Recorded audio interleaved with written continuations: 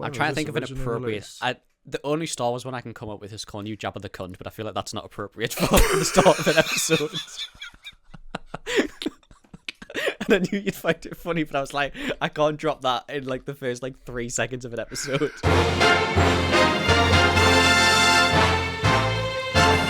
Hello everybody, and welcome back to a brand new episode of Nostalgia Bait. I am joined this week, as always, by George Sheard, my wonderful co-host. Thanks. As always, this week is no sarcastic comment? Can we just clarify that before we talk about this? The topic of this week is that Cooper's done this intro 5 times, and each of them has called me an increasingly insulting name. And this week, this time it's just my wonderful co-host. I can't think of anything nice to say about wonderful, and I think it's probably the 4th or 5th time I've called you my wonderful co-host. So okay, good. It's still a compliment. This week, this is a bit of a How do you even go about describing it? It's Star Wars, isn't it? Well, with Star Wars Day has just happened, 4th of May. Yeah, 4th of May. We've been on a bit of a run for Star Wars episodes. We've had Star Wars Celebration. We've had Andor starting. You might think we've got the hint that no one wants to watch this, but who gives a fuck? Exactly. This week we're going to be taking a bit of a trip down memory lane. A 4-year memory lane, which is wild. 4 years. George had blonde hair. I had a top knot, which is wild. Which is wilder. Comment below. Yeah, which is wild. I'm not even co-hosting. I'm just interrupting. I'm heckling now is what I'm doing. George is just the hype man now. George is just hitting the points. George is like the YouTube rep of hitting the points that we have to. I'm just ad-libbing. I'm riffing. Yeah. I'm ad-libbing. You're you're the singer, and I'm like, whoa. Yeah. Basically. Andor. Star Wars Wars. Anyway, so keep going. Way back when, 4 years ago, almost exactly to the day in a way, I released an episode of my long dead podcast now, Spill Your Beans, and episode 2, God rest its soul, episode 2 was joined by episode 2. Oh my god! Episode 2 joined by the co-host of Nostalgia Bait, Cooper Britton. And we talked about a Star Wars prequel trilogy. It was the first of 3 episodes that we did. But I thought, because it's been Star Wars Day, because we've already talked about a lot of Star Wars stuff and we might have nothing new to say, it felt fun to not only go back in time and see how weird it is to see us 4 years ago talking about exactly the same shit we talk about now, but also what our opinions were back then, because I don't know if it'll exactly line up 100%. I'm pretty sure mine will. I'm near certain that mine still does. I don't change very much of my opinions. I feel it'll be interesting though, because I feel like I don't know if I've seen many of the prequels since then, so I'd be interested to see what it is. But either way, this is effectively a little bit of a throwback episode to go back in time and see George and Cooper from 4 years ago when I was 20 and you were... I was 18. Damn. That's crazy. So this is going to be some crazy shit. And we're still talking about the same old boring, dumb bullshit. Another new background for me as well. Throw that one on there. Oh, God, yeah. Throw that into the Cooper background collection. Anyway, we hope you enjoy this. It's a bit of a weird one, bit of a different one. But if you've never seen it before, something completely brand new, try not to be too distracted by either of our terrible haircut choices. What I know. See you later. Have fun. See you later. Enjoy. Bye-bye. As we transform into, I don't know what we're doing now, but weird whirly effect in the music. And I'm joined today by A-level student, film lover, and fellow Star Wars nut, Cooper Britton. Hello. Alright. How's it going? You alright? I'm good, how are you? I'm fine, yeah. Today we're going to be talking about the Star Wars prequels, which is a fun one. We've known each other for a while. We're both quite big Star Wars fans. We've definitely exchanged quite a few jokes regarding the Star Wars films before. So I thought we'd start with the 3 most infamous ones on the podcast, talking about The Phantom Menace, The Attack of the Clones, and Revenge of the Sith. We'll probably touch a little bit on Clone Wars and stuff as well, because it's bound to go there. And as well, you might be aware that Bad Batch, as of time of the recording, Bad Batch episodes 1 and 2 have come out. I don't know if you've seen both of them. I literally just watched episode 2 before. Oh, brilliant. Okay, so we might touch on them as well. But of course, by the time this comes out, episode 3 will also be out, but we won't have seen that. So, yes, the magic of recording in advance. So we'll just basically get started with The Phantom Menace, the first of the 3 films. What do you think? Where's your starting point with the Phantom Menace? I mean, where do you bloody start with the Phantom Menace? So for me, Phantom Menace is like, it's the middle of the three for me, because I have a lot of good memories. It's quite nostalgic for me from when I was younger. Like, I went to see it in 3D when it was released, like re-released in the cinemas with my dad. I wish I'd done that. Yeah, I've still got the 3D glasses somewhere, which are the pod racing goggles. Oh, that's somewhere fantastic. in the house. And then obviously the end scene, Darth Maul's just amazing. Yeah. But then as you get older, or as I've gotten older, you do start to realise how bad the script is. The dialogue is ass, isn't it? It's terrible. Absolutely dreadful. Like, I agree in that sense. I mean, it's one that... It's the first Star Wars film that I watched when I was younger. I was sort of sat down with the prequels first. I don't know what decision that was from my dad's front, but I think, again, when you're that young, and I think our generation especially, we didn't really pick up on the politics. So we just liked the lightsaber fights. So in our minds, the nostalgia value is so high. But I can imagine for long-time fans who maybe saw the original trilogy, or the sort of slight generation above us, probably would be disappointed with what we got, which is totally understandable, to be fair. Yeah, well, it was despised when it first came out, wasn't it? It went down like a cup of hot sick on that. It was. But I think it's the most interesting behind the scenes stuff, though. I think it says so much. I've seen that behind the scenes documentary so many times. Yeah, so have I. And like the sort of showcase of George Lucas and not really understanding what people kind of want. And I think it's sort of a telling tale about what happens when a sort of filmmaker can surround themselves by yes men almost. Yeah, it's really just a yes men. Which of course got worse and worse. But I'm sure we'll touch upon other Star Wars films generally. But a sort of bit of an early spoiler alert here that I actually prefer these films to the sequel trilogy. I do like the sequel trilogy. I'm not sitting here going Razor Mary Sue and all that sort of shit, because that's not who I am, and I like those films. But I kind of prefer these. That sort of Jeremy Clarkson meme. It's like, this is brilliant, but I like this. Yeah. See, I do prefer the prequels, but it's probably because that era is like, of all the stuff of the three Star Wars eras, or like the four, because of now the High Republic stuff, that would be my favorite. Also, Clone Wars helps. Yeah, the Clone Wars, like, because it kind of like developed, which I know isn't part of the films, but talking about the Phantom Menace before we get like trailed off in the first like 5 minutes. The Phantom Menace as a whole, I mean, it starts out pretty well, kind of.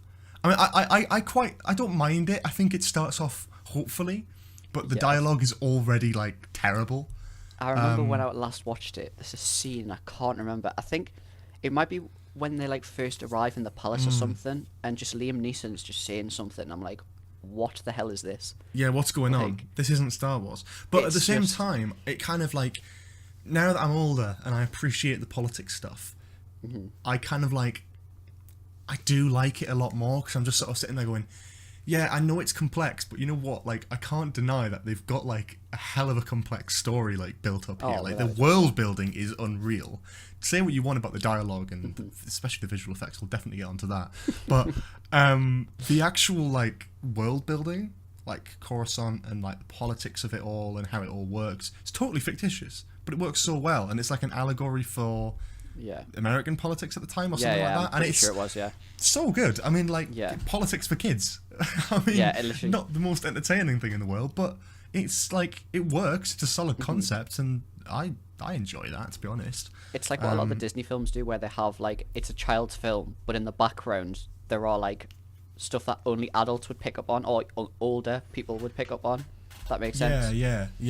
It's a weird one. I mean, I don't know. I think there's a lot of course, there's a lot of memorable things in this film, but as you mentioned before, I think the last half an hour is where it really shines for me. It carries the entire final half an hour. Carries the film. If the final half an hour wasn't there, you'd have Attack of the Clones, which is again like it's bad. But I think most of it is.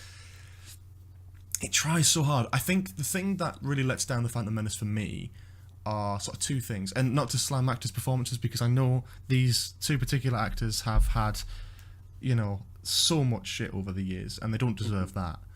But Jake Lloyd as Anakin Skywalker, and I can't remember his name, but whoever played Jar Jar Binks.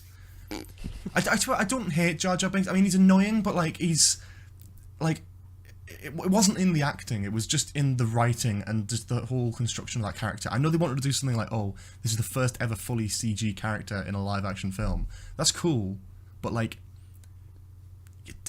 it was kind of weird. I mean, I don't want to say it was kind of like trying to be like a racial stereotype, but it kind of, when I rewatched it recently, I was kind of like, that's rubbing me up the wrong way a little bit. There's a fantastic thing where Peter Serafinowicz, who played the voice for Darth Maul, he talked about the Phantom Menace. It's a fantastic little thing on YouTube you can find, and he talks about how the Phantom Menace is basically littered with racial stereotypes, and it is so bad when you realise it, because you've got people like Watto. And like the Trade Federation, because they're all played by like white English men, and they've got very strong like Eastern accents. It's quite bad. It's quite bad. But yeah, no, I think that's what kind of lets down the Phantom Menace. I don't know what you think about that, but going back to the Jar Jar Binks thing, it just goes back to the script writing, doesn't it? It's just like Jar Jar Binks is.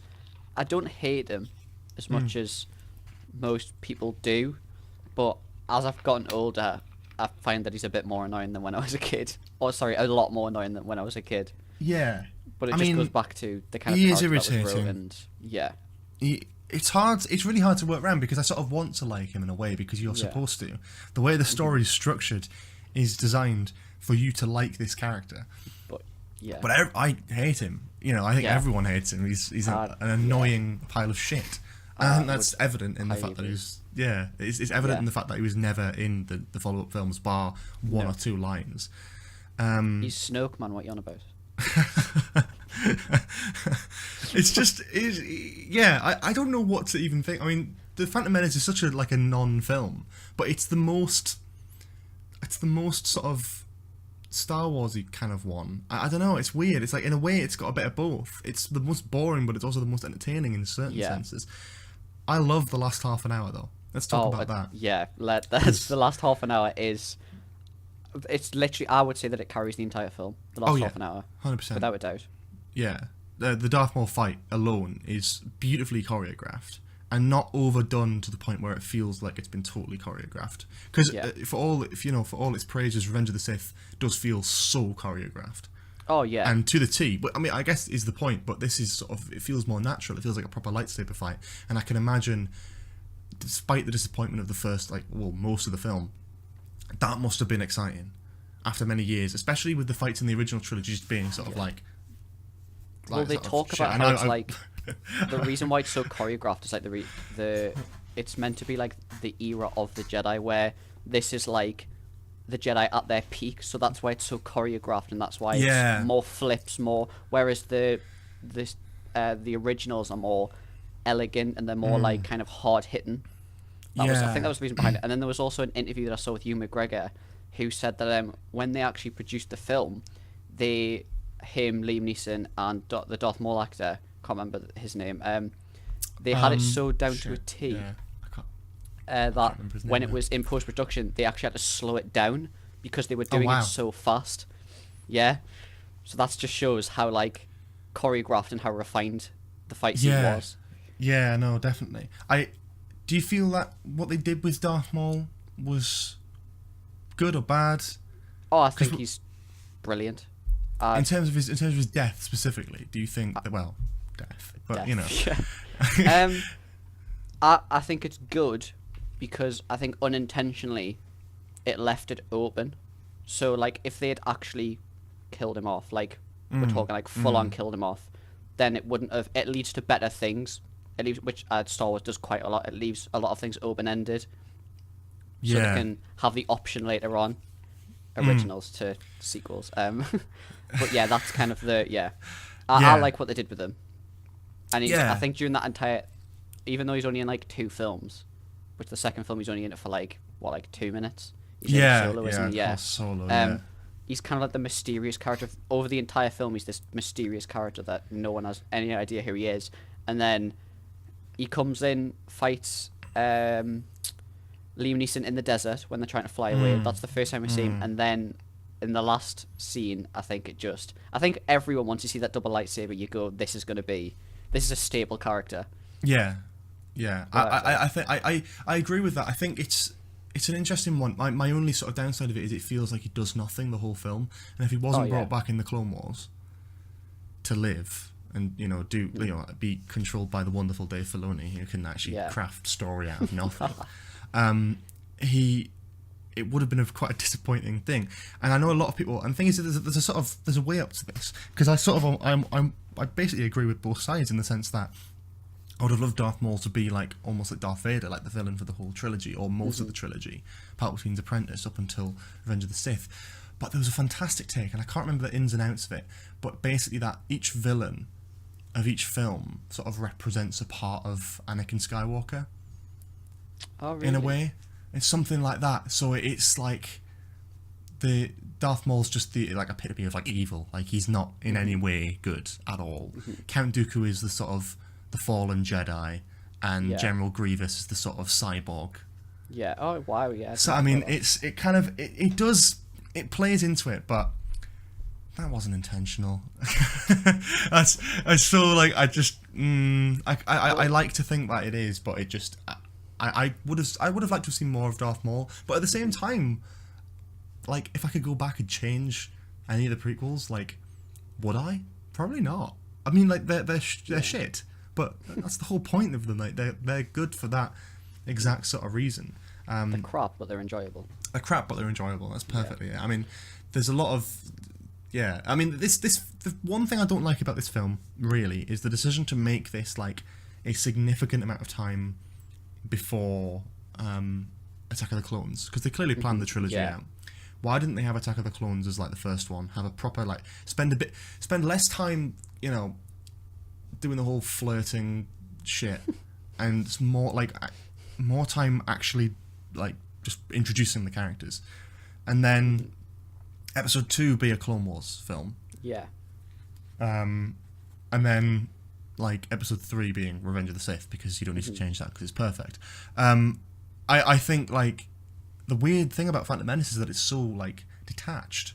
Like none of the characters feel like the same, especially since they replaced Yoda with CGI in the second one. It's like even like Yoda and like Obi-Wan looks totally different. Anakin grows up like 10 years. It does feel a bit weird, and it's like, why did you decide to do this like so long? I mean, like Star Wars is obviously used to having time jumps between films, but that's usually 1 or 2 years, not like, I don't know, 10 years. That's I mad. think it's something like that. Yeah, well, the whole point of the first film is just so you can see Anakin as a kid. Like, I'm pretty sure, like, if you actually skim over the entire plot, there's probably not a lot that is carried through the rest of the films. Yeah, I mean, it's what the Trade Federation are basically sort of putting blockades around planets and slowly invading places and taking control. And you sort of start to see the only thing that really does that carries on to other films is it shows Palpatine's rise to power by getting himself in the Chancellor seat, which is an important part. But I didn't need to sit like he could have just been Chancellor when the film started, and it wouldn't have made too much of a difference. I understand that that's part of it, and you kind of need that manipulation, and that definitely does help. I think watching the prequels overall, it is Palpatine's story, really, seeing him from rising through power and like his sort of taking of control. And I really love that element of it, actually. I mean, I think, again, with Ian McDiarmid's performance, which we'll talk about more in Attack of the Clones and Revenge of the Sith, I'm sure, but like in this, I think that's the only story thread that I can really think of, because the Gungans aren't important. Not at all. Like, Naboo isn't important. And I like the Trade Federation. I'm just going to wait for my stomach to stop rumbling so I can continue that. Fucking hell. I like the Trade Federation, but again, like, they are just a substitute. I like the idea that they're all CGI and it's all like, I like the fact that they're all robots, because it gives like the opportunity to have the Jedi just like cut through them so easily, and just like basically you get to see the Jedi on top form just killing lots of things without it being gory. It's the same reason why in films like the World's End, it's like they've got blue blood or something like that. So it's like it doesn't feel gory because it doesn't feel real. You're not killing people, even though you are.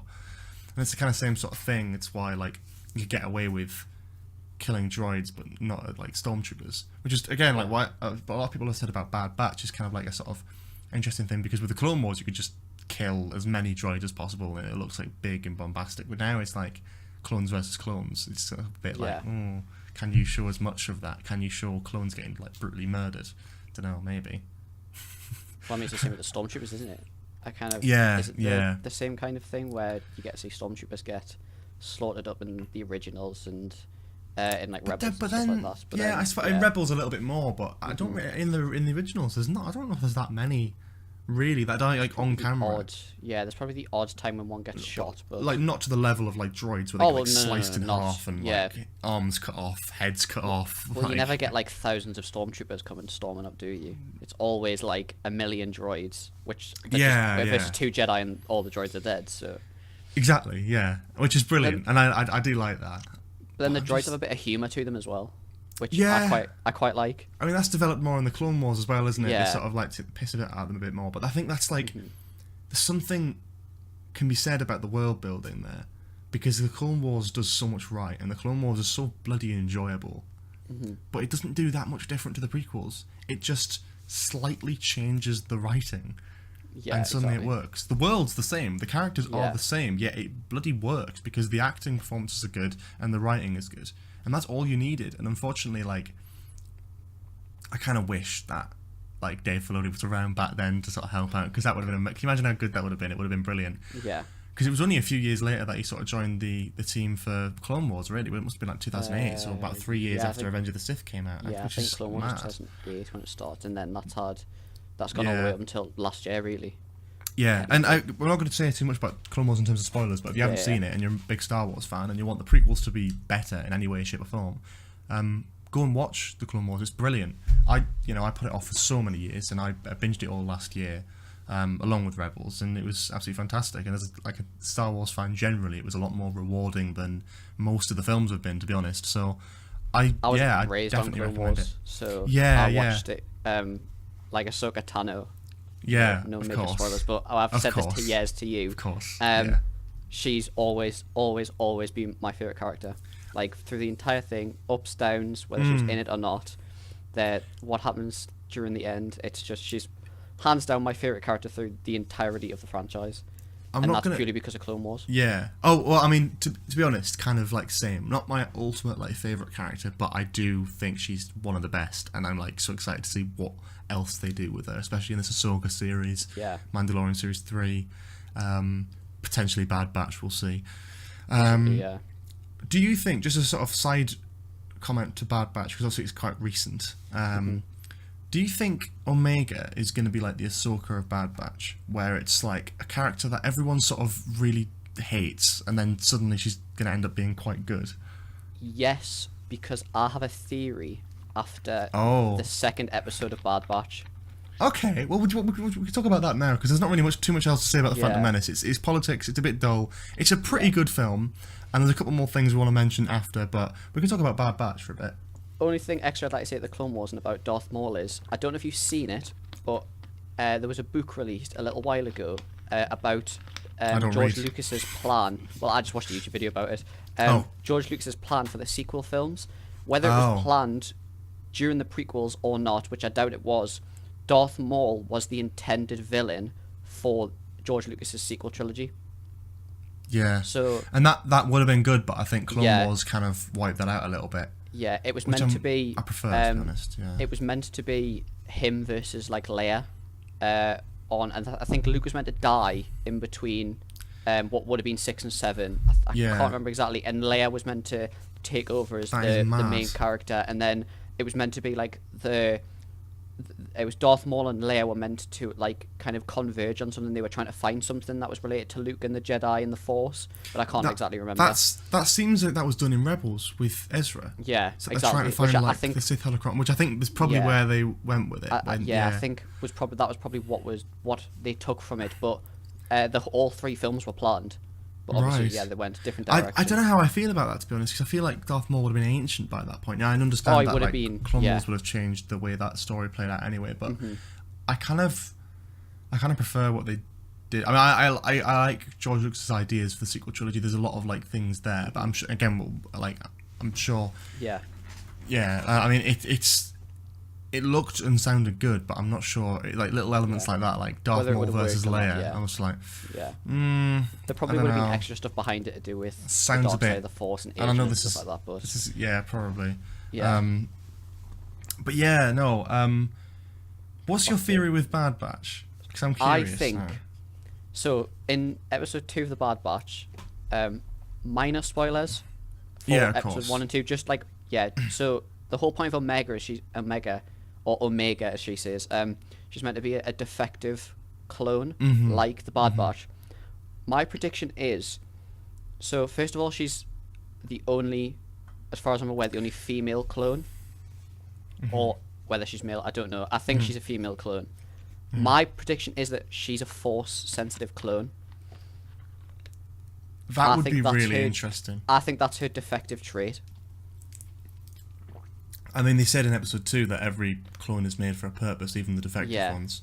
That's So what is her purpose? That's It couldn't my have been. There's something like, oh, she's just like a medic. I think that's that is a ploy. There's 16 episodes in this series, and I think there's Is there? definitely room to develop. Yeah, Oh, I didn't realize there was 16. I didn't know how 16, many there was. yeah. So it's like a proper full-on animated. yeah, basically. I mean, I have to say, like, I was a bit wary about it going in, but it got me straight away with Clone Wars intro, showing a bit Yeah. of Revenge of the Sith. I was like, Yeah. that's brilliant. And Caleb as well. That's Yes. what got me straight away.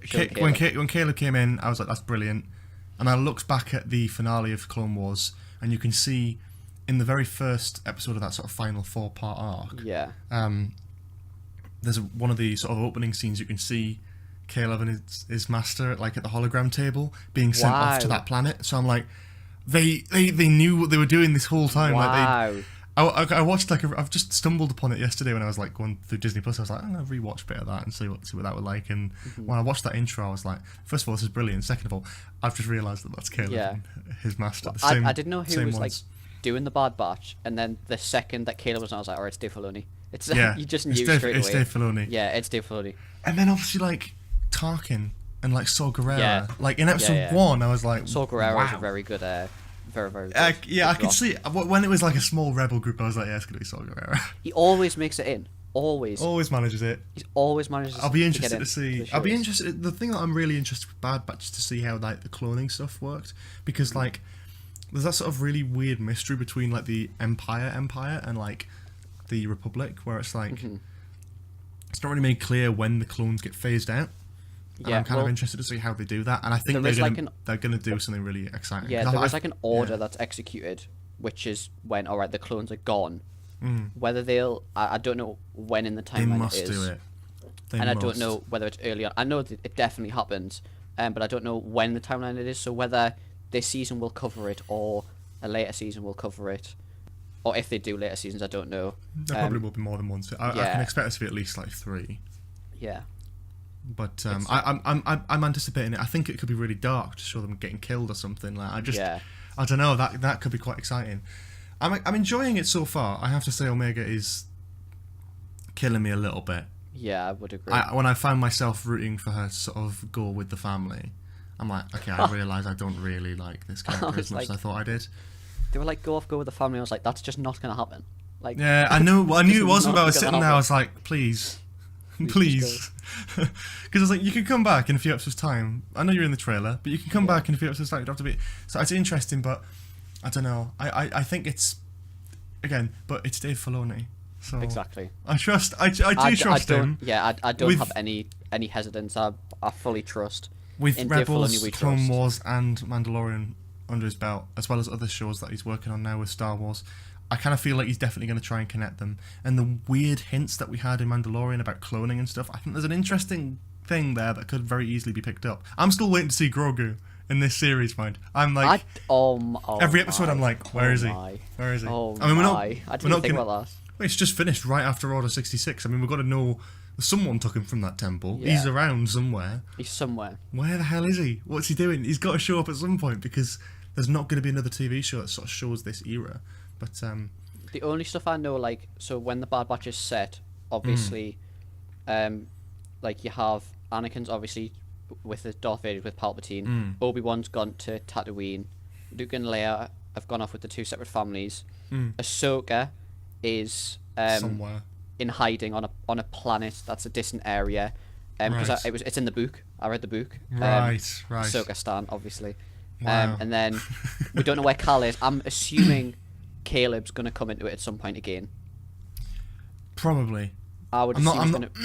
I'm not sure about that. I like the idea of it, but I'm also a bit hesitant because it's very clearly like a sort of 30, 40-year-old man's voice on a child's body, which is It kind was of weird. kind of weird. It was quite jarring, but I could It tell who was, the character was. Yeah. It's kind of Straight what it away, was. yeah. It was funny watching reaction videos of people who hadn't seen Rebels, which I think is a travesty anyway. If you're going to be reacting to Bad Batch on YouTube and you haven't seen the other Yeah. animated shows, it seems a bit weird.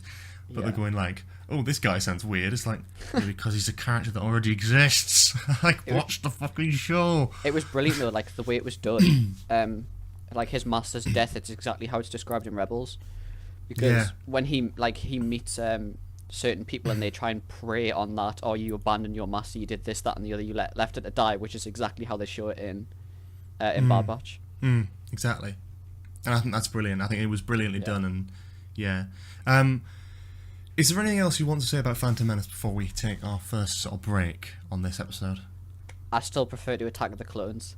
Oh yeah, And no, it's definitely yeah. definitely my second favorite Yeah. out of the three, Oh, which without is a not doubt, saying yeah. much. Yeah. I'm not going to go on too much about CGI because Attack of the Clones is such like a non-entity that like the only thing we really talk about is the CGI. So I'll probably go on about that a little bit during that. But finally, for each of these films, I'm going to sort of ask a little question. Do you have a particular favourite sort of meme moment from these films? Because there's a lot of lines that have been memed to shit. Is there a particular favourite you have specifically from The Phantom Menace alone? Oh, I don't know. I can like give you the- mine. I if like you the want. Always Bigger Fish one. That is mine. Yeah, I think that would probably have to be it. It's ridiculous. I just Yeah, love how it's- stupid it is. It's such a visual representation of a metaphor that doesn't need to exist. So they're just going underwater. They could have had like this cool adventure. They get followed by a fish, which gets eaten by a bigger fish. And Liam Neeson looks directly into the camera and goes, "There's always a bigger fish." It's like there's no need to have that line in there because we've seen it. Like I've seen. Yeah. Yes, there's a fish, a bigger fish, which is eating that fish. Saying there's always a bigger fish, it's like that's just you didn't need to. Who are you talking to, Liam? Like, It's the fact that he looks in the camera and he just you just there's always a bigger fish. It's like it's the best line for it's me, the best brilliant. meme line. Oh, without a doubt, without a doubt. I can't really think of any others really. Actually, other I than, can't like, think of any others because I feel like other the than, next like, two are Are the you an ones where. angel? Oh, spinning. That's a good trick. Now this is think- pod racing. Yeah, there is Oh, quite a few in the this Phantom is pod Menace. racing. Are we allowed I to mean- say that Anakin falling in love with Padme? Are we allowed to say that's just a massive meme through the entire show? Because Yeah, it just is. yeah. Oh god. The pod race, actually, pod racing's up there as well. Actually, That's- I'll mention the that's pod a racing. classic. That was good. The pod racing, Yeah, I actually pod racing's liked class. the pod racing bit.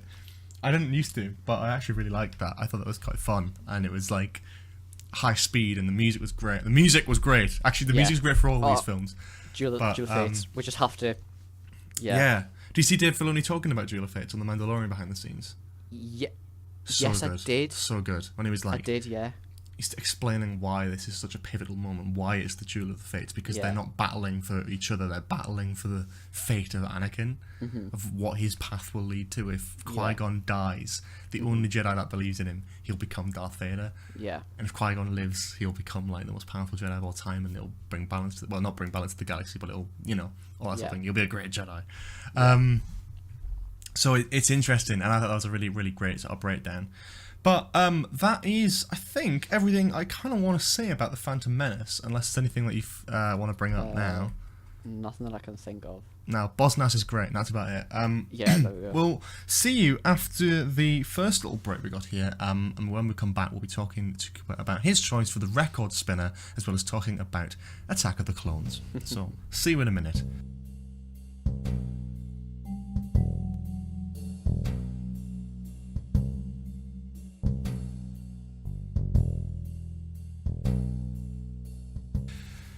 Hello and welcome back to part 2 of the Star Wars Prequels episode of Spill Your Beans. Now we're going to be talking about Attack of the Clones, but just before we do, I'm going to be talking to Cooper about his choice for the record spinner. So, I did ask you to prepare a few things, but this is basically what this little segment is. The record spinner. I'm going to ask you to pick a particular, one standout film soundtrack. If you could not listen to any other film soundtracks ever again, you had to listen to this one. You can either pick a soundtrack or you can pick a single track from a film. It's totally up to you. But yeah, that's that. What is the one that you think you'd pick out of everything? The one that like stands out. Feel free to have a think, but yeah, one soundtrack or one track, totally up to you. I haven't done this for this episode, but mine would genuinely be Duel of Fates. Like, wow, okay. And I genuinely haven't done this just for the episode.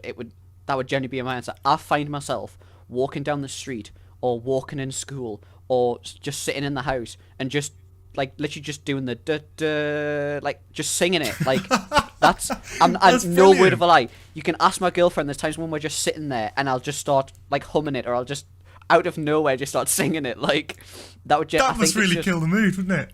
Oh well, obviously. There's a video that's just got of when I made her, well not made her, but we watched all the Star Wars films, and when we were watching Duel of Fates, there's me with a duvet, and I'm just walking down the stairs going. Of course, that's the best way to enjoy these films. Yeah. It's so synoptic, and it's so famous, and it's so perfect, and it's just amazing. Like, okay, yeah, you've justified that choice. Then I think that's totally fair enough. I just I absolutely love it. Like I could sit and listen to it for hours and hours and hours. Well, there we go then. That Duel of the Fates. That's your choice. Last week we had Pure Imagination from Willy Wonka and the Chocolate Factory. So we've got two classics for the first two episodes of this, and I'm very very happy with that decision. So that's great. So. Moving on from that's brilliant. Attack of the Clones. Oh no. Everyone's favourite Star Wars film. Now, I wish this was slightly better, just so I could say that Rise of Skywalker is the worst Star Wars film. But, like, despite how much I despise that film, I can't put it below this, because this is trash to me. I really want to like it because I love the Camino stuff. I just love the aesthetic of Camino, and not just because of the Lego games, but I think this John Williams score is incredible. I think the visuals are really striking. I do hate the fact, however, with this film that 90% of it is like CGI. Yeah. They just went ham on it, and you don't even need to half the time. Like, you could have built a set for Camino. You didn't have to do all of it in CGI. I mean, they're all just white rooms. Oh yeah, I know. You don't need. Yeah, they're literally just white rooms with blue screens. But like, then Revenge of the Sith is some of it as well, isn't it? But yeah. But Revenge of the Sith is a bit better on it though. I feel like Phantom Menace was like teasing, going, "Oh, should we do a bit of CGI? Ooh, a bit of CGI in there." Attack of the Clones is let's just do. Yeah, but compare though. Like, to Attack of the Clones. If you compare it to Attack of the Clones, like. You got like the Gungans, who are the sort of CGI characters, but like the Trade Federation, and like Darth Maul and all that sort of thing. They're all like live action characters, prosthetics, all that sort of stuff. And like the pod race and stuff, but like it looks good. It doesn't look like trash. Yeah, it doesn't look bad CGI. Whereas this, you go to Attack of the Clones, and like every character, every set, every like location is just all CGI. At least with Phantom Menace, they went to Tatooine, and it was like an actual desert. And I know they go there again in this film, but it's just like, it's just shit. It's so like, it is a long film. It really drags on. Yeah. And to be honest, I can't really say much good about it. I mean, I don't know. Feel free to jump in. The only connection I have to this film, and the only reason I kind of like it, doesn't have anything to do with the film. It's purely because of the Lego games. Yeah, same. Yeah. I love when the Droid Factory bit comes on. I go, I remember Droid Factory when I was playing that when I was a kid. But that's it. The massive fight scene at the end, you remember it from the Lego games, not from the film. It's and like it's just weird, isn't it? It's just a really bloody weird. It's not a nice film. Even from right at the beginning with the attempted assassination and X, Y, and Z, the bounty hunter, weird story. I mean, I think, like, again, it is a testament when you see these characters in newer properties. And when Tamara Morrison came back for The Mandalorian, for Boba Fett, you just see how, like, good directing and good writing Yeah. can really change a performance. It's not always about the performance, because Tamara Morrison in the prequels was shit. He's Oh, just yeah. like, I'm just a simple man making my way in the galaxy. It's just, what are you talking about? Like, Yeah, exactly. that's just, come on. And yeah, I think it is. I try to like this film, but the dialogue's really disjointed. That scene specifically, actually, when Jango Fett meets Obi-Wan, the dialogue is so jarring. Yeah. It's like, well, I can't remember what it is now, but it's so like, it is bad. It's something along the lines of like, what, you know, who are you? What are you up to? Oh, I'm this person. Ever went to Ever went to Coruscant? Yeah. And he goes, I'm just a simple man making my way in the universe. What? Okay. Any normal person would be like, the fuck are you talking about? What are you going on about? This isn't normal conversation. Yeah, it's Boba not, Fett must have been thinking, what? Exactly. Yeah. What's going on? It's so weird. But you know, I want to like it, but I just can't. It's crap. I mean, let's get on to the Anakin stuff, because that's what people are probably waiting for. Fucking hell. I think Hayden Christensen in this film isn't ideal. Or Christian. No, he's not great, is he? He's really not great. He's not. He could not be better. He could be Yeah, better. it's not a good representation of Anakin in his training era. No, Yeah, it's not. No, it's just not The good. one thing I will say is I like. You know what? I actually like Anakin when he's not with Padme in this film. I know that's a hot take, but like the opening, I mean, yeah, that's a bit shit actually. What I mean is, specifically, I quite like the bit where he goes and like kills all the Tusken Raiders and like saves his mom. Yeah, that's really well done. And then he comes back to Padme, he's like, I killed them all, the women and the children. And it's just really like, oh no. I forgot about that scene actually. Yeah, and Padme would just break up with him right there. Like, she wouldn't even pursue anything like that. It's like, she is a senator, she's got a high reputation, and she's like, yeah, I'm just going to date this like genocidal mental case who's just murdered all these like women and children. Yeah, the Tusken Raiders, but like, it doesn't matter. They're still people, aren't they? They're still living, breathing things. If Anakin went and killed loads of dogs, it would still be bad. You know what I mean? I completely forgot about the women and children scene. How did you forget about that? It's one of those there's so many memes in this, and there's just so many moments that are just it kills chaotic. me. Yeah, I mean, Revenge of the Sith is worse with that, but there is a lot of memes in this one. I'm trying to think. We'll get to that in a bit, but I mean, this film. This is my least favourite. Like, out of all the Star Wars films and prequels, all Star Wars films, this is my least favourite. You know, the thing is with this, right? This would be a better film if they made a special edition and upgraded the CGI. Genuinely, would be so much better. And I know that's like, you can't fix dialogue, you can't fix shit like that. Someone made a fan edit of this film.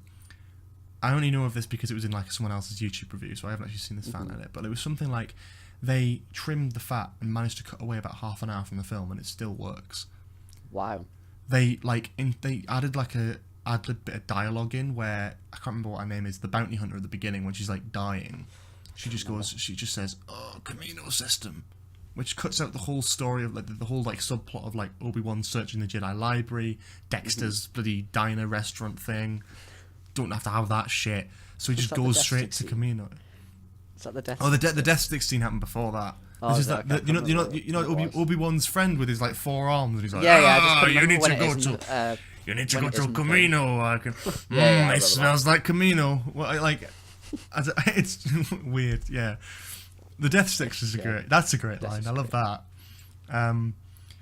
No, the whole film's just chaotic, and there's a lot. Yeah, Phantom Menace has unnecessary dialogue, but Attack of the Clones has even more unnecessary dialogue. You don't need women and children. You don't need what you've just said about the hunting around the Jedi library. Yeah, or the archives incomplete. You don't need that at all. There's so much of it that you just don't need. Yeah, it is lacking in a lot of areas. Mainly story and entertainment. Yeah. Which are usually two quite big factors when you're making a film. It could be a lot better. I'm trying to think of the things to actually say about this film. There's not really anything there. The one thing I will praise this on, and the one thing I will give George Lucas credit for, God forbid, is that he stuck to his guns, because The Phantom Menace isn't great. Attack of the Clones is terrible, but I actually really like Revenge of the Sith, and I think a lot of people do, and we'll get onto that. But I think... I'm sick of my stomach fucking rumbling in this video. I'm going to get something in the next break. Fucking I'm going to edit so much of this out. Right. The thing I will say is that if he'd taken the Disney approach and, tried to frantically damage control and change it, we wouldn't have even had Revenge of the Sith. Yeah. I like the fact that he's built a world, he's got a story, and he's going to bloody stick to it. Yeah, I didn't think about that, actually. That he completely stuck to his guns. He stuck to his guns, no matter what, and we ended up getting actually quite a good film. I know all three of these films are a bit shit, but actually, low-key, I get so much more enjoyment out of this aesthetic and this era of Star Wars than I do with any other era. I like the Empire stuff, don't get me wrong. I love the original trilogy. They are the better films, because they are actually good films. But the aesthetic of the prequels is something really nice. And if they ever... Please, Disney, commission an upscaling, a remaster, something like that. Because you improve the CGI in these films, you're going to have significantly better films. Put it on Disney Plus. Yeah. Put it on Disney Plus only, and people will enjoy it more. People will always have the DVD versions and all that sort of thing of the original edits. Just change it, update. Put some money towards it. You've got CGI artists who I'm sure will be willing to do that, because how exciting would that be? We've already had special editions of the original trilogy, which no one needed. I mean, that was just ridiculous. It didn't need to be updated. We didn't need that. And I'm sure we'll end up getting onto that if we ever talk about the original trilogy. But, with the prequels, they just look like shit. So actually upgrade them. Nah, we'll just leave them. Why? Upgrade them. Do something. Change it. Edit it down. Make the films work better as well. Don't let a fan edit be your legacy of the best version of this film. Upgrade it. Do some CGI replacements. And YouTubers out there, YouTubers making projects and doing CGI stuff, make some CGI adjustments to this film, or The Phantom Menace, or Revenge of the Sith. Either or, they look like ass. Do something. There's a market there, and I don't understand why it's not being tapped into. Anyway, rant over. Yeah, no, Attack of the Clones, it's shit, isn't it? Yeah, it's chaotic. It's quite necessary, quite pointless in places. Yeah, I like certain scenes, but beyond that, I mean, I like Count Dooku. Yeah. Even if he does nothing, I like him, and I like the end scene where he meets Palpatine on the other side of Coruscant. And you got that music playing, and you got the Imperial March that plays when the clones are made. That's all really cool. I just don't know how I feel about certain elements of it. I mean, the romantic subplot just doesn't feel realistic. There's no way that Padme would date him after all of that, after all the creepy staring, the sorry, my lady, all that sort of stuff. It's just really weird, and yeah, it's just. I don't really know what else to say. I'm trying to think about what stuff to say about Attack of the Clones, but actually, this is going to be a really. What about fight scenes? Short. What about fight scenes? Alright, yeah, fight scenes. I mean, fight scenes. What fight scenes? There's Anakin and Obi-Wan versus Count Dooku. There's Yoda versus Count Dooku. Where that famous screech came from. Yeah. Yeah. And it's Yoda just flipping about. CGI Yoda, sorry. CGI Yoda, and poor Christopher about. Lee trying to just swing a stick around frantically, not knowing where he's looking. God, yeah, he just doesn't look, does he? Yeah, he doesn't have a clue. I think the fight scenes in this are terrible. Oh, yeah. I mean, you can talk about choreography all you want, but when you're having a lightsaber fight, and you include 10 seconds worth of shots of just a close-up of Anakin and Count Dooku just swinging in front of their face. I'm like, what the fuck is that? That's not a lightsaber fight. That's what a kid does at Disneyland with a light stick. It's pointless. Yeah, just swinging it in front of your face, going. It's just. I know that's not what they're doing, but it looks like that's what they're doing, and that's the point. Because the one thing that you have to do in a film is, make it look like what's happening is happening. If you can't even make it look like that's happening, then you just failed the first step of making a bloody film. I feel like you saying me saying fight scenes, and you go what fight scenes, just basically says. Yeah, the everything. Jedi attack on the arena. That's cool. I It's like cool, but seeing not done all. well. I don't mind it. I like seeing all the Jedi. I like It's seeing, cool. like, I like seeing Sam Jackson like The- threaten Count Dooku and like Jango Fett. That's always really cool. It's like the party's over. I love that. That's great. And then when he like beheads Jango, that's all brilliant as well. The best thing, and I will stick to this gun, the best thing to come out of this film is the story about Samuel L. Jackson saying he wants to be seen in that scene, and that's why he got the purple lightsaber. That's the best thing. That is brilliant. And That's the best thing to come out of this film. And I will stick to that gun. I do love that. That is brilliant, to be honest. That story is fantastic. And he goes, I want a purple one. And he goes, we'll see what we can do. Yeah, because he just like threatens George Lucas. Literally. So, oh, we don't do that. We only have like green and blue. And he's like, I want a purple one. I want a purple one. Like, give me a purple one. I want a purple one. I want to stand out. And George Lucas is like, oh, okay. Let's see what we can do. Yeah, that's brilliant. I love that. That was just made up just for that because Sam Jackson wanted a purple lightsaber. I think that's brilliant. Have you seen Sam Jackson's been sharing stuff as well with the hashtag Mace Lives No. on social media? He's been doing it for ages, but he's still keeping it up. Bless him. He's still carrying on. He's wearing like Mace Windu t-shirts and stuff on his Instagram. Bless him. That's cool. I kind of rate that. That's quite I'd cool. like him to come back. I don't know how. I would as well. They'd have to retcon the shit out of it, but I would love them to.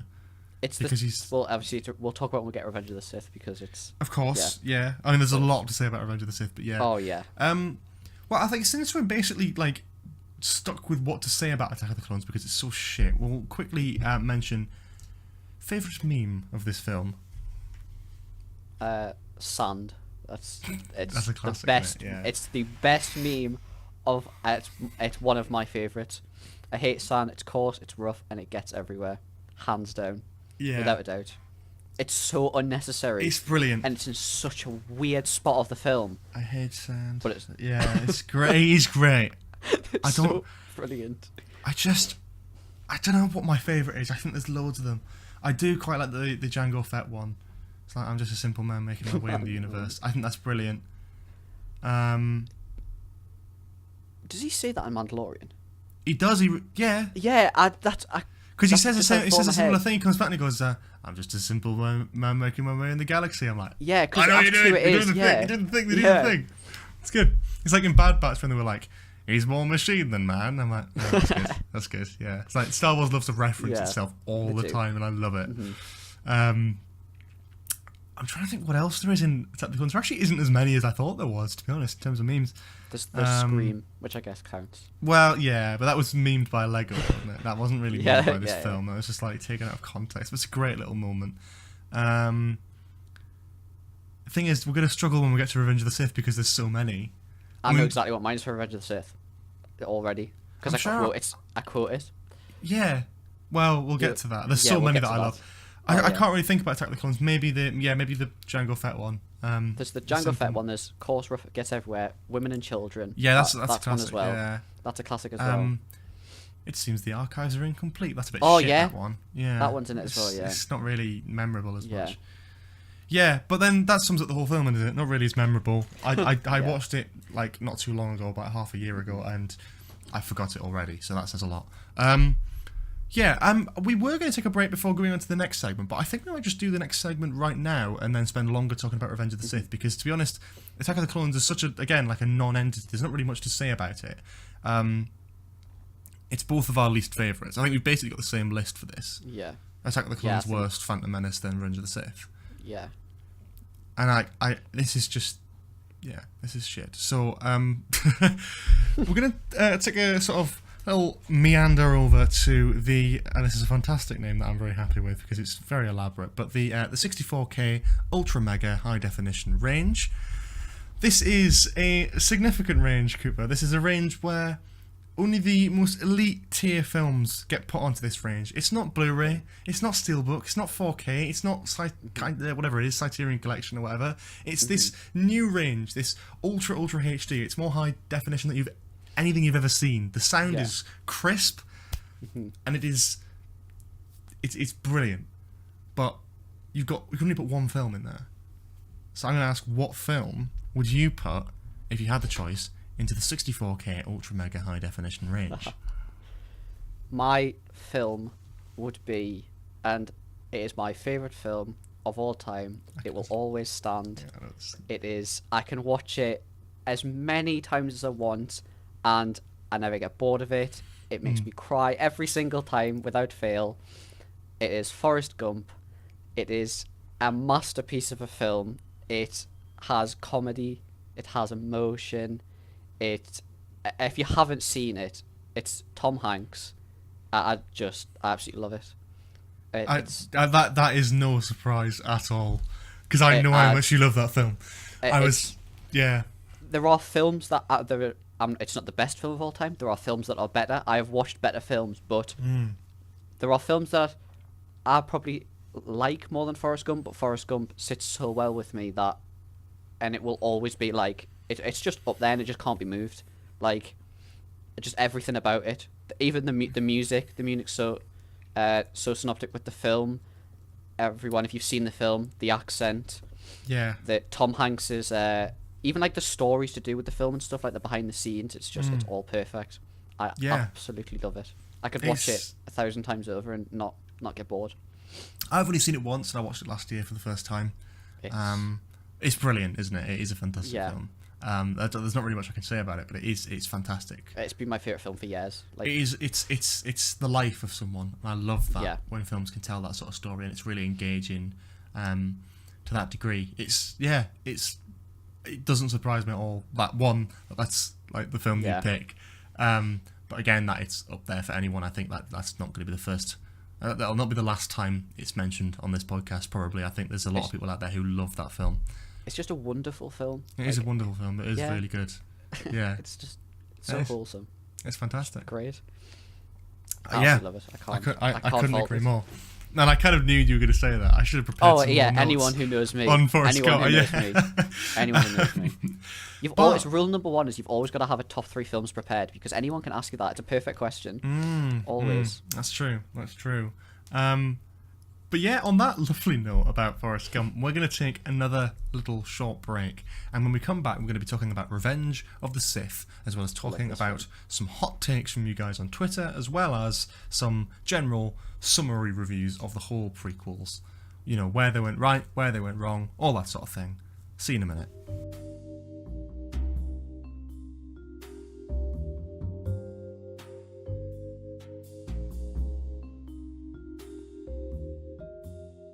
Welcome back to the final part of our Star Wars Prequels Spill Your Beans podcast review type thing. That was all in the wrong order, but it doesn't matter, you get the point. So to now, what the fuck am I talking about? I'm going to do that again. Jesus Christ.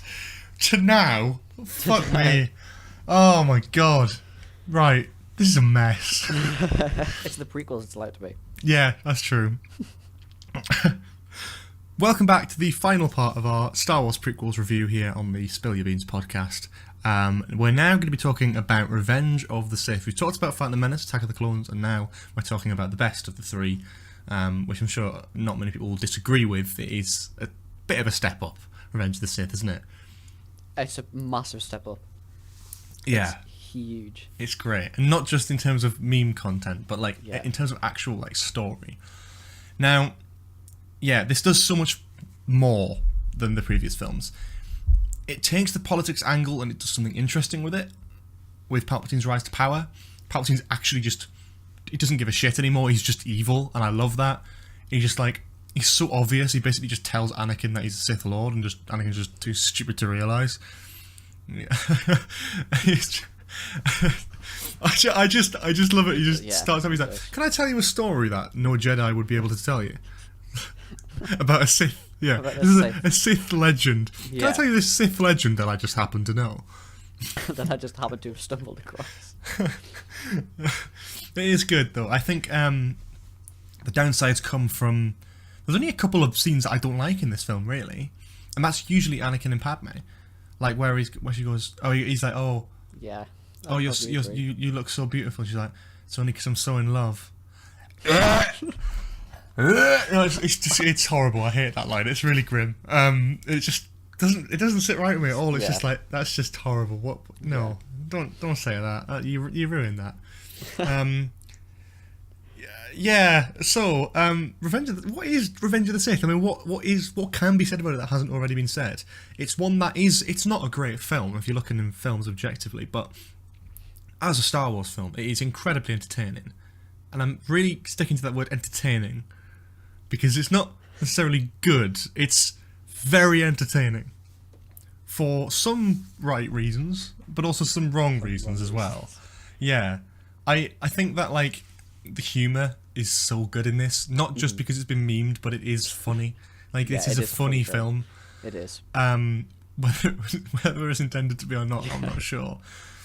But memes have kind of ruined it a little bit. What do you think about that? Because I mean, that's Revenge of the Sith is my favourite Star Wars film. It's not the best. Don't get me wrong. I think far it's from mine. the best, To be honest, I think it's my I favourite. will personally. say that it is my favourite Star Wars film, from like the story through the entire film, from the betrayal to the meme. The memes definitely put it up there. But the I feel like the memes carry a bit because A little bit. When you get a bit Yeah. bored of that, there's a new meme, especially in that first half an hour. Oh my god! Yeah. There's about like 20 just in that first thing. Like when they're flying to the ship, there's that the oh no, this is where the fun begins. You've got Yeah. the bit where he's like where they land in the hangar bay. And it's like, oh, it's a trap. What's the next plan of action? Spring the trap. Oh god. And Count Dooku, there's about 3 or 4 lines back and forth. That all of them are like memes individually. It's like, my powers are double since the last time we met, Count. Good, twice the pride, double the fall. Oh, it's just... I've been looking forward to this. There you go, yeah, and of course, the infamous... yeah. I'm going to do it. Oh, well, Yeah, no, I'm going to... do it. I'm going to do it. I mean, it has to be done. It has to be done. It's a fantastic... it is a brilliant scene. And the thing is, jokes aside, I love it. I know it's I do. I think jokey, it's it's memes, whatever. And that is kind of why it's funny, because I love the fact that like 19, 20 odd years of Jedi training from Anakin can be sort of undone by just going, do it. It's brilliant. You know, It's say what all you want, morals. always using the Force or whatever, but like he's like, oh no, I shouldn't kill this guy.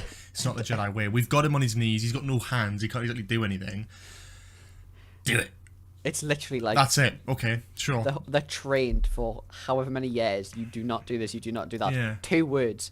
2 words. But I think in a way you can spin that, and I think anything in this film you could spin into going, well, that makes sense, because I think that does Yeah. make sense. This Oh, shows yeah. Anakin's disobedience to the Jedi Yeah. Order and the Council, and how he trusts Palpatine more than he trusts his fellow Jedi.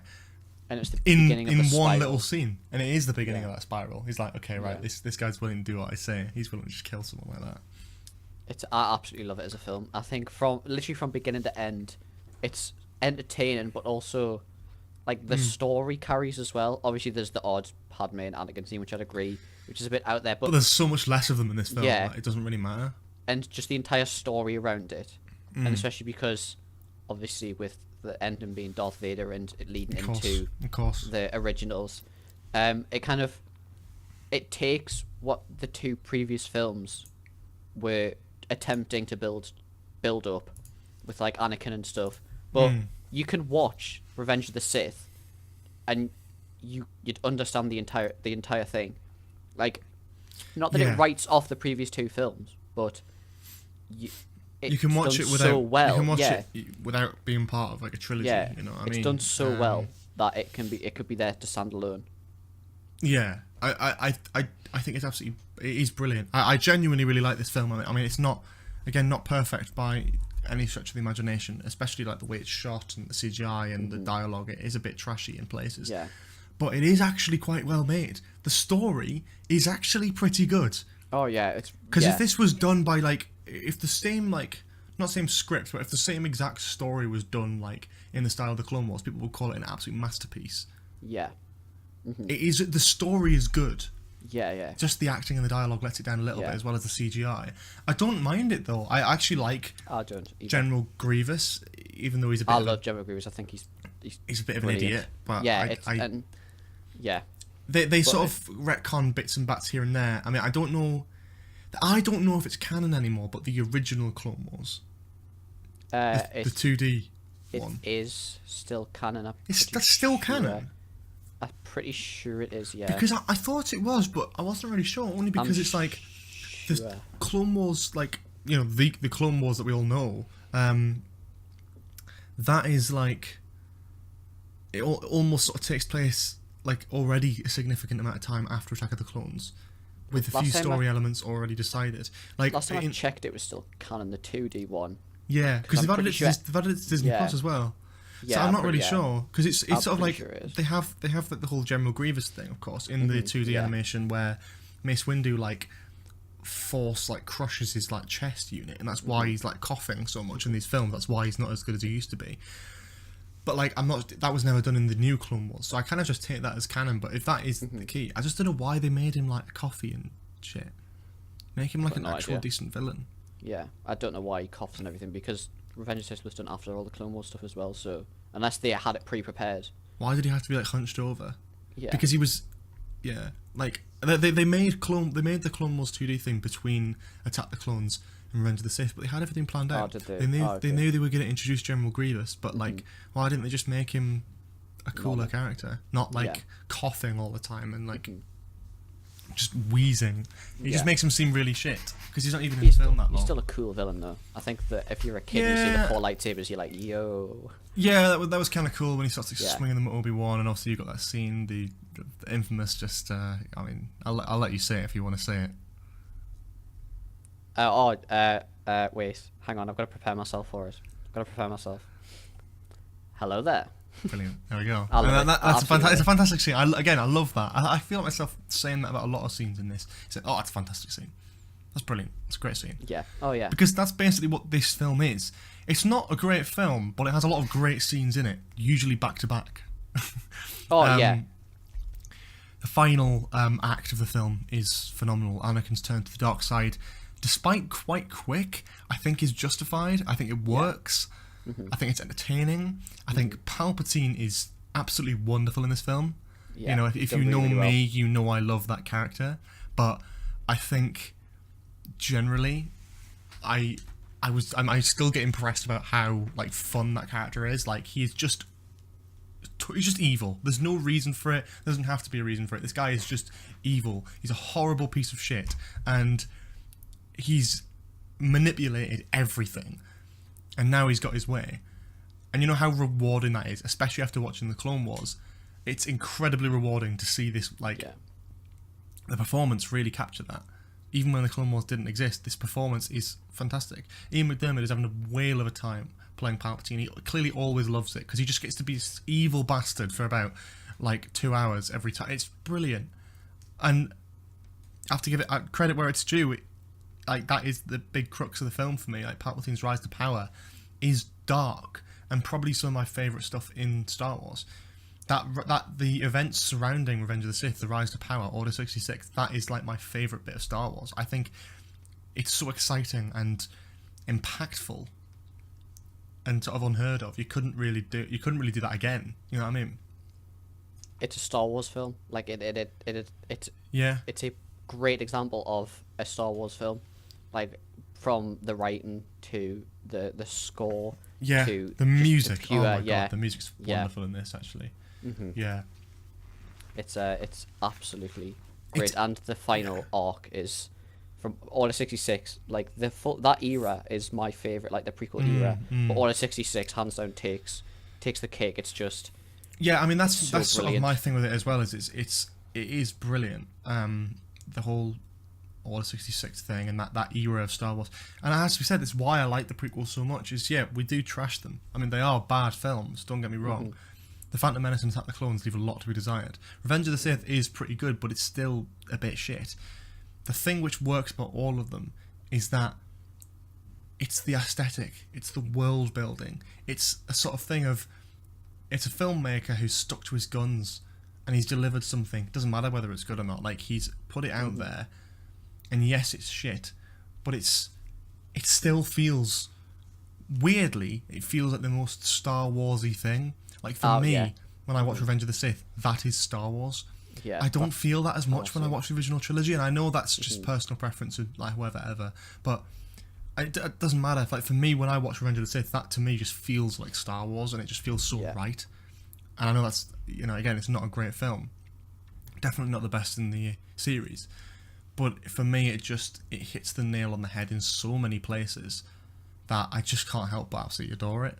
And it's the easiest watching one as well, actually. I think just putting it on and just sitting, you can just sit and have a drink with that one and just take the piss. It's a brilliant film. However, what I will say is just a little side thing.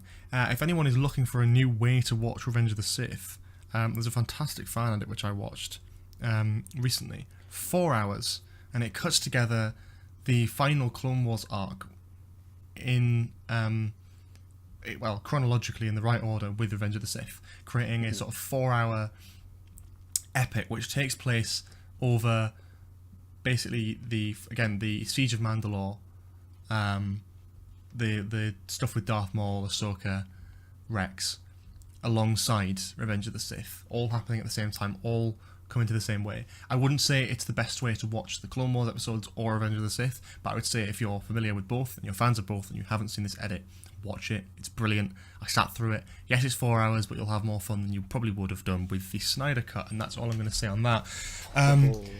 It's brilliant. It is a really, really well done edit done by a YouTuber. I presume there's probably going to be a newer version released soon, given with the Bad Batch stuff. Yeah. It's if you're the Clone Wars, because the original Clone Wars doesn't touch on anything really to do with Order 66. Obviously, there's the hints and stuff dropped throughout it, and obviously it's kind of set more towards the Revenge of the Sith than it is Attack of the Clones in places. But the last arc, the last 4 episodes, are 4 of the best episodes or best Star Wars content that I've ever watched. That's the best Star Wars film, really. That last 4 episodes of Clone Wars into one. Watch them all in one. That is the best Star Wars film to me. Yeah. That final Clone Wars story is just wonderful in so many places. It captures exactly what Star Wars should be. It takes place alongside one of my favorite Star Wars films. So that, and I think it's a good film. It's a film that you love. That when that Clone Wars stuff came up, and you saw the hints of Revenge of the Sith, and you're like, oh my god, this is amazing. That's what it's like. Okay, you love that film when even just slight hints and references make you go, oh, that's so good. No matter what you're watching or you're reading or whatever kind of Star Wars content, if you hear or see execute Order 66, you know that you're gonna have a good time. Yeah, it's that line. It's just but that line. The thought that the Fallen Order game again, there's a sort of an Order 66 sequence in it, a flashback, and that's brilliant. I completely forgot about that. Yeah. And again with Bad Batch and Clone Wars and anything that covers Order 66, it always ends up going really well because it's just such a memorable part of Star Wars history. And as much as I love the original trilogy, I actually think the prequels delivers this huge event, which I don't think's been done again and can be done again. I think it's brilliant in itself, but that's where, and again, I'm not trying to talk about the sequel trilogy because I'm sure at some point we'll talk about that, but the sequel trilogy, this is where they should have went with it. They should have tried to top that. They should have done something that was bigger than that. But you can't do bigger and better than Order 66 in the world of Star Wars. Order 66 is the Avengers Endgame for Star Wars. It's that. It's that sort of huge moment that it actually is, because it echoes through all the different medias. When you watch Marvel TV shows now, it's sort of like, oh, the snap, the blip, or whatever, though they were away for 5 years, and that's always like a story element that keeps bringing up. With the characters in The Mandalorian, Rebels, the original trilogy, everyone is still suffering because of Order 66 and what happened there. The creation of the Empire is such a shattering event that it works. It works so bloody well. Back to, exactly. It all reflects, like you were saying, through all the originals is about what happened to Order 66 and trying to repair that damage. And then the sequels are, obviously, it's kind of something happens in between that, which is kind of like a mini Order 66 with Luke running away and stuff like that. But still, they still suffer from Order 66. It is long lasting damage through the entirety of Star Wars. Yeah. I think the originals are absolutely outstanding films, and they're great Star Wars films. But Revenge of the Sith, it's not a very good film, but it's an absolutely outstanding Star Wars film. Yeah, you're very right there. Yeah. I think it's the best for me, the most entertaining Star Wars film. And yes, there are memes. Yes, there are jokes. Yes, it's funny in places, but it works. The lightsaber fights are brilliant. Yeah. The story is great. It has all the elements of just exactly what you want out of a Star Wars film. It's what I wish Rise of Skywalker could have done. I'm much of Anakin in this film as well. Yeah, Anakin's pretty good in Compared this. to Attack of the Clones. And it makes me really excited. like It makes me excited to see the Obi-Wan series, because again with Hayden Christensen and Ewan McGregor, that's going to be interesting. You know, it's going to be really, really interesting to see what they do with that. And you know, fingers crossed it ends up working and it ends up being a hit, because you know it'll be like a limited series. It'll be like WandaVision or something. It'll be like a one-off thing. But I'm excited for it. Like that. It's just going to be good. I don't know what they're going to do with the whole thing, but looking at the cast, it's like they could definitely do like a Clone Wars flashback, and that's just going to make me so happy if they do that. Which will just be unreal. Yeah, It'll just be unreal. Absolutely. But yeah, I'm trying to think what else there is to say about Revenge of the Sith, to be honest. I think we've really covered it. It is a brilliant film. It's a huge step up from the previous two. It's definitely both of our favourites out of this trilogy, and maybe even the saga. But yeah, I think it stands out to me, and I know it's like everyone says it's like, oh yeah, everyone's so bloody like nostalgic over it, and it's just like it's not a great film, and people saying it's a good film, it's just like because it's a nostalgic value. There's a bit of that, but actually I'm not saying it's a good film, you know what I mean? It's not about that. But can I just switch my brain off and sit and watch it and just have a laugh and enjoy, like, just going a bit brain dead for 2.5 hours and watching mindless space violence, if I'm going to do that with any of the Star Wars films? Because, let's be honest, more than half of them are dumb and shit. So if I'm going to pick one to go on that I can just switch my brain off and just watch, it will be this one every single day of the week. It is brilliant for that. And it's like a film.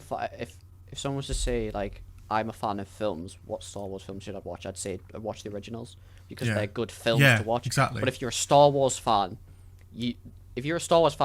Star Wars fans appreciate Revenge of the Sith, because as awful as it is at times and as memey as it is, it's the context within inside of it and what happens. It's just. It's so much fun. It's so much fun, and it's fun to watch. Yeah. And on the topic of fans and all that sort of thing, we'll come on to your guys' hot takes from Twitter. I asked you a while ago about any hot takes and generally interesting thoughts on the films, so we'll read through those now. Cal says, it's an underrated trilogy of films that gets more slander than they deserve, and are at worst just completely mindless fun. Oh, sorry, hang on 1 minute. I should try and read that out properly. More slander than they deserve, and are at worst just completely mindless. Yeah, complete mindless fun, and at best a great insight into how even the people with the most noble causes can be seduced by those that seek to use that against them. That's a brilliant way of summing it up, to be honest. Brilliant way of putting it. It is. They are just mindless fun films. You know what I mean? And again, like saying that at its worst, that's what they are, and that's true. I don't know if I could say that too much for Attack of the Clones, because I'm not really a huge fan of that, and I do try to like it, but I do find myself getting very bored with that one, despite the fact that I do try and like it. A great insight to I think that's brilliant about Anakin's fall from grace. Yeah, it could have been done better, definitely, but like I think I definitely agree with how that's put. Yeah, that's brilliant. Anakin's morally right, but that morality is taken from him and twisted into darkness. Yeah, the Jedi aren't perfect. The Jedi cause their own downfall, which, again, we'll not get on to the sequel trilogy, but I love the fact that that's brought up in The Last Jedi. That's one of the best parts of it, because Luke accepting that the Jedi aren't perfect and did mess up and did cause the creation of the Empire and, like, millions of people to be killed. Yeah. That's something that should have been acknowledged. I'm glad it was. Someone said... Jack said, The Phantom Menace isn't that bad and better than Attack of the Clones and The Rise of Skywalker. What do you think about that? I'm gonna have to agree. Hey. I'm gonna have to. I kind of, I can't do. I think Rise of Skywalker is a better made film. Don't get me wrong. Like the dialogue is better, but it is such a disappointment as a Star Wars film. And you're not watching these films because they're good films. I think Rise of Skywalker does. I mean, again, we'll talk about this again at a later date, I'm sure. But I don't hate the Rise of Skywalker, but it is the most disappointing, and I can't help but watch it and feel let down every time I do watch it. Despite how well made it is, the CGI is great, the dialogue's pretty good, but the story's just trash. So, yeah, The Phantom Menace is terrible, but Rise of Skywalker I kind of do prefer it. Rise of Skywalker is like my child. We went to see it at midnight release. I remember. That's why it's kind of we went to see it at midnight release, and I absolutely loved it when I first watched it. I remember. As time goes I remember on, when you first watched it. I remember you and I remember sitting there in the cinema. In the first 10 minutes, I was like, "I'm worried because this is not good already. This is like got me." So I've seen it twice. I've seen it 3 times now. Yeah, it's like my child, but I can't help being disappointed by that child. It's like the only. It's so hard because I want to like it, and then the only part that I can kind of take away from it is, and you know this because you've known me for years, is how much I preached for different color lightsabers. Oh, for God's sake! In the film, the fact that that's the one thing you can say that you like about it. It's the final moment of the film, which again, even that is tarnished by Rey Skywalker. Yeah, to not go, don't to go not too deep into it, and if you haven't seen it, spoilers. But I remember being in the cinema, sitting next to you, and when Kylo and Rey kiss, I literally in the cinema, I literally went, "What?" And I was like, "Oh my God." I forgot you did that. Yeah, you've like audibly reacted. I just sort of chuckled because I'm like, I can't believe they did that. I did that moment. I was like, it's mental. It's not like, again, this is something I'd love to talk about at a later date at some point in this podcast because I think we've both got a lot of very heavy thoughts about that film. I see why people like it, but I also don't see why people like it at all because I feel like if you despise The Last Jedi, then Rise of Skywalker might be for you, but The Last Jedi is just a much, much better film. I'm sorry, but it is. I'm one of those people. I really like The Last Jedi. I can't, like, it's got flaws, but I really like it. I think they're going to descend in order. Yeah. I think Force Awakens for me is like one of my favorite films because it's kind of what got me into the full on like no there's a reason it's not an amazing film, there are better films, but Force Awakens got me not into Star Wars but got me heavily into Star Wars. Right. That's what caused me to start looking into and that's what caused me to start looking into more the canon stuff, like that got me to go back and watch Clone Wars, watch Rebels. Like it all stems from that. Obviously, I've been Star Wars fan for years. It's a nostalgic element. Almost. Yeah, it's the same thing with Phantom Menace. Yeah. The reason why I like Phantom Menace because it's a nostalgic thing. Yeah, for me, I can't relate with that. I think The Force Awakens is shit. But no, I think it's good. I think it's bang average. Yeah. Rise of Skywalker, though, I think, yeah, it's shit. Just say it with your chest. Come on. It's shit. It is awful. I can't abide it. You know. Phantom Menace I do enjoy more than Rise of Skywalker. I think that's all we'll say on that. As well. And someone replied to that saying, "Thank God for Watto saving it." I appreciate that. That's good. Love for Watto. Jude has said, "I like how each prequel villain represents Anakin's failings." That's exactly what this is exactly what I was saying earlier. Maul gives up their freedom to an ideological cult. Dooku rejects order and fairness, embraces tyranny. Grievous loses the last vestiges of their human form. All 3 villains represent the creation of Darth Vader. I think that's brilliant. I don't think that was intentional, though, to be honest. Did you see that in a YouTube video? Because have you seen the interview with Dave Filoni about the making of the 2nd season of Mandalorian? Or the 1st season, and he talks about the prequels, and I think he mentions that, or he mentions something along the line of that. Something like that. I think I saw it in like a video essay. I think, but I can't remember. Yeah, but it's a good point to make. I like it. Yeah. Reverse the Polarity, great name, says They're just really fun, action-packed, and overall really enjoyable. Sorry, I don't know why I'm laughing. Ewan McGregor is is the standout as Obi-Wan Kenobi. The weakest part is probably Anakin in Attack of the Clones. That part about the sand is really odd. However, it concluded brilliantly with Revenge of the Sith. I couldn't agree more.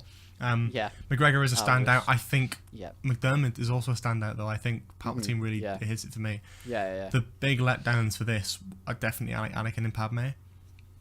Like Natalie Portman and Hayden Christensen just on. I'd say Anakin and Padme in Attack of the Clones, but then I'd say Padme in, or like the scenes when they're together, yes, but Anakin on his own in Revenge of the Sith, I'd say he's one of my favorites because I really enjoy him in Revenge of the Sith. Yeah, he's pretty good. I'll be interested to see, and this is very separate now, but I'd be interested to see what Natalie Portman's like in Thor: Love and Thunder, because I don't think I've ever seen Natalie Portman in a film where I've went, "You're a really good actor." Not to be a dick, but I just don't really like her. Her performances always feel really just like she's not really trying. Yeah. So I'm interested to see what she does with like the direction of someone like Taika Waititi. That'll be interesting because in these she's films going to be in a lot more than just Thor: Love and Thunder, though, from rumors and stuff. How do you mean? Have you not seen? Okay. Spoilers. But the rumor is that she's going to be the new Thor. Oh, well, she is.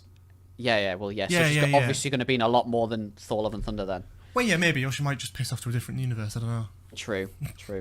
I don't know. I think it'll be Thor will always still be Thor, but it'll be this is like the Jane Foster Thor from the comics. Yeah. It makes sense. It's probably the only reason she came back, to be honest. But yeah, I mean, I'll be interested to see what they do with it, what direction they go with that. But Thor will always be Thor for me. Yeah, I like the idea of a female Thor, but it's more that Natalie Portman. I'm a bit like, can you do a good job as Chris Hemsworth? If you're going to pass the mantle on, you need to do a bloody good job of it. But yeah, and the final hot tip we've got is they're pretty much of their time. They represent the early 2000s very well.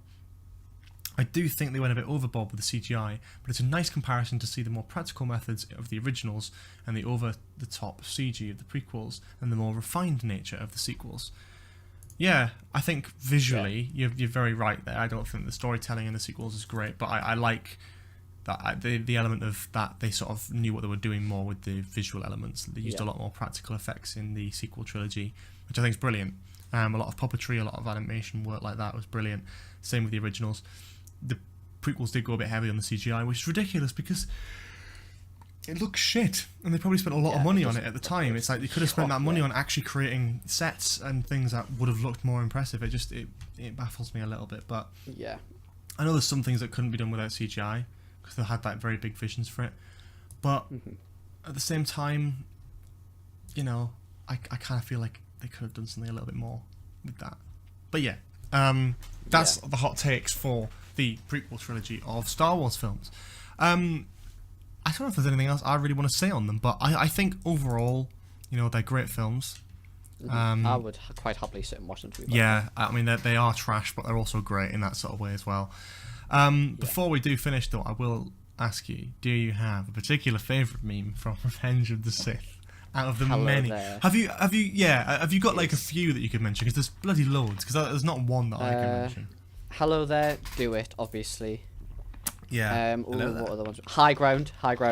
Yeah, that's a good one. That's a good one. High ground's a classic. I quite like. What is it? It's treason then. Oh God, yeah. I completely forgot about that as well. Palpatine sort of screeches, he sort of dives towards Mace Windu. It's brilliant. Yeah, it's like, in the name of the Galactic Senate, you are under arrest, Chancellor. There we go. I mean, that's just a brilliant scene generally, but a lot of meme material. He's too dangerous to be kept alive as well. Yeah, that's good. I'd be looking forward to this. This is a personal favourite of mine as well. Yeah. Unlimited power. Unlimited power. Yeah, that's great. That's a great one. There's a lot of fantastic mentions. There's a lot, yeah. Revenge of the Sith is filled with memes. It's probably I'd say it's got the most out of all of them. Oh, definitely. More than both of them. I'm pretty sure I've definitely watched Revenge of the Sith more than once and counted the amount of memes in them. Yeah. I've done that multiple times, and it's a great film. I absolutely adore it. Yeah. It's a classic film. But yeah, I think that's really all that needs to be said. What I will, though, what I will ask for now is a sort of general rating out of 10 for each of the films. So, starting with The Phantom Menace. Probably like a thought. No, 3 point. Maybe like a 3.7. Nah, a bit higher. 4.2. Yeah, go 4.2. 4.2. 4.2. Interesting. I'm not really sure. I'm trying to think what I do for mine. Because it's a difficult one, isn't it? Because it's like, it's not a good film, but it is a good Star Wars film. I think I'm just gonna go 4. Fair enough. Yeah. Yeah, just 4. Attack of the Clones. Okay. 1. I'll go 2. I'll be fair to it. I like bits of it. Nah. You know, I like the story generally, but I don't like Yeah. anything that we see. Maybe like a 1.2, Okay, yeah. 1.3. Yeah, that's I don't really. And finally, Revenge of the Sith. As a film, Yeah, as a film, yeah. probably like a mid-tier film. I'm Star Wars film. I'm gonna say 6 for like a film. As a Star Wars film, it's 5 stars. It's like, yeah, without 10 out of 10. But as a Star Wars film, it's about as a 6 out of film. 10 for me. It's got a lot of value. It's got a lot of rewatchability. I think that really helps it. But I think as a film compared to everything else, it's a yeah, it's that. I'd say they're all like at least below half as films. They're all definitely not. They're not ideal. They're not great, but I wouldn't suggest them to anyone who likes watching films. oh no, I wouldn't be like, you Nah. like films? I'll tell you a film you should watch: Attack of the Clones. Yeah, Like it's not great, is it? I But could never see myself being like, "Has anyone got any good films to watch? We should watch Attack of the Clones." I just yeah. could never imagine saying that to I someone. can't like imagine even putting that film on like out of choice unless you're doing like a marathon. Yeah, You know the what I only time mean? I'll ever watch it, Which is says a if lot. I'm watching all of them. Yeah, exactly. Which only time does I'll ever- say a hell of a lot about that. But yeah, but that is basically all that I really want to say about that those films. I think that's basically that covered.